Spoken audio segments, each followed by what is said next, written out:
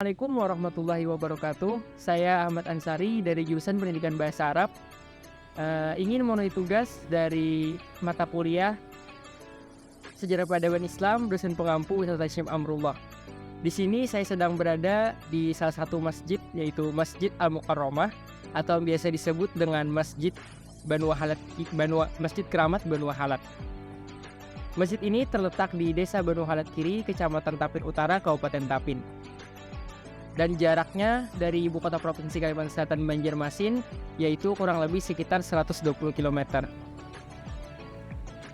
Adapun arsitektur dan corak dari masjid ini sendiri, masjid ini berkonstruksi khas Banjar dengan sebagian besar berbahan dasar kayu ulin dan atapnya itu terbuat dari atap yang bersusun tiga atau tumpang tiga.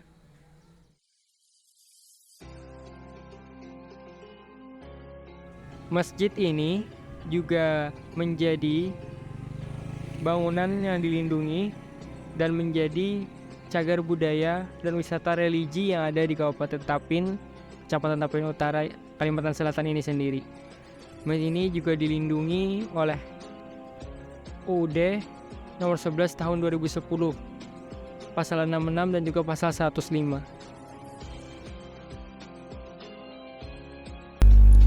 Menurut sejarah, masjid yang dikeramatkan ini dibangun oleh Haji Syaprullah atau yang dikenal orang terdahulu sebagai Datu Ujung.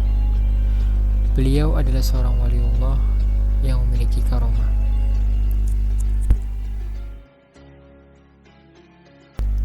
Salah satu hal yang fenomenal dalam masjid ini yaitu adanya tiang yang mana disebut dengan tiang miring. Tiang miring ini dibuat sendiri oleh Datu Ujung dengan menyambungkan 3 bagian kayu. Yang menjadi menarik dari tiang ini adalah tiang ini mengeluarkan minyak serta berbau harum. Tidak diketahui pasti kapan minyak itu keluar dan sebabnya. Namun banyak pengunjung ataupun peziarah masjid yang takjub akan hal itu.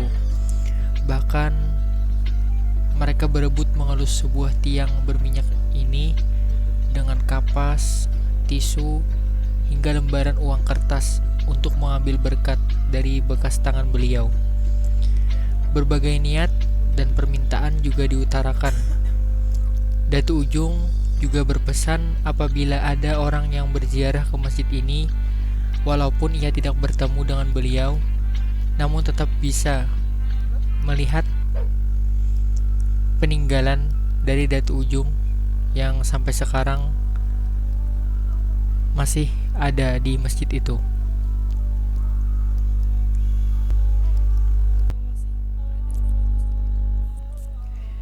Dan dikatakan bahwa masjid ini pernah dibakar oleh Belanda, dan pada saat terbakar hampir seluruh material dari bangunan masjid yang berada di Desa Banu Wahalat ini ludes.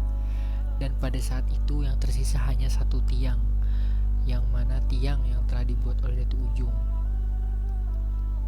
yang sampai sekarang terus mengeluarkan minyak. Kemudian pada tahun 1862 Masjid Keramat Banu Wahalat atau Masjid Al-Karomah ini dibangun dan direnovasi kembali. Adapun karomah yang dimiliki oleh Datu Ujung, diceritakan bahwa saat pembangunan masjid ini, tiang-tiang masjid dicari langsung oleh Datu Ujung ke Desa Batung, Kecamatan Tiani. Dan menurut sejarah pula, tiang-tiang itu hanya ditendang Datu Ujung dengan kesaktiannya, hingga bisa dihanyutkan ke sungai dan sampai di depan Masjid Keramat yang berada di pinggiran Sungai Tapin. Dan setelah masjid tersebut selesai, warga mengadakan syukuran, dan saat syukuran itu ternyata lauk untuk dimakan warga kurang. Kemudian Datu Ujung berpesan kepada warga untuk jangan makan terlebih dahulu sebelum ia datang, karena Datu Ujung ingin mengambil lauk yang berada di wilayah negara Hulu Sungai Selatan.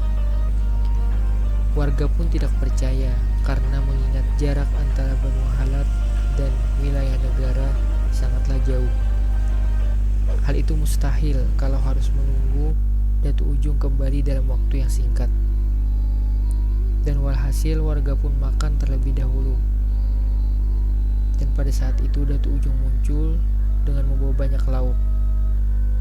Melihat warga yang tidak mengindahkan pesannya tersebut membuat Datu Ujung menjadi marah hingga ia menghentakkan kakinya ke tanah dan menimbulkan bekas tanah yang miring.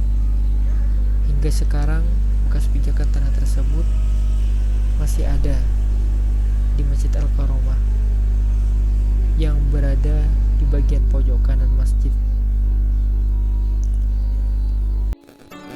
Selain itu, di Masjid Al-Mukarramah Desa Banu Halat ini juga terdapat 4 bejana atau guci, yang mana dari 4 bejana itu terisi dengan air. Dan biasanya air ini dipergunakan bagi para peziarah ataupun pengunjung Desa Banu Halat Kiri untuk mencuci kaki sebelum memasuki masjid. Dan juga digunakan untuk memandikan bayi serta dipercaya bisa menyembuhkan suatu penyakit. Diceritakan bahwasanya bejana ini sudah ada atau terdapat pada zaman dinasti Song, yaitu pada abad 10 sampai 11. Di masjid ini pada setiap tanggal 12 Rabiul Awal atau bertepatan dengan kelahiran Nabi Muhammad SAW, biasanya diadakan acara yang bernama Ba'yun Maulid. Acara Ba'yun Maulid adalah acara di mana para pengunjung, peziarah ataupun orang tua membuat ayunan-ayunan yang terbuat dari kain tapih yang bermotif yang dihiasi dengan daun kelapa yang dianyam serta makanan manis yang terbungkus dalam plastik yang dikaitkan pada ayunan tersebut. Ayunan-ayunan ini diletakkan di dalam masjid hingga luaran masjid yang tersusun dengan rapi.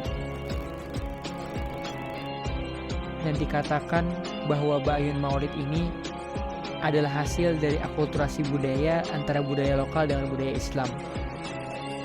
Adapun tujuan diadakannya acara Ba'yun Maulid ini adalah agar seorang anak dapat mengenal akan masjid dan juga sebagai perayaan akan kelahiran sang baginda Nabi Muhammad SAW.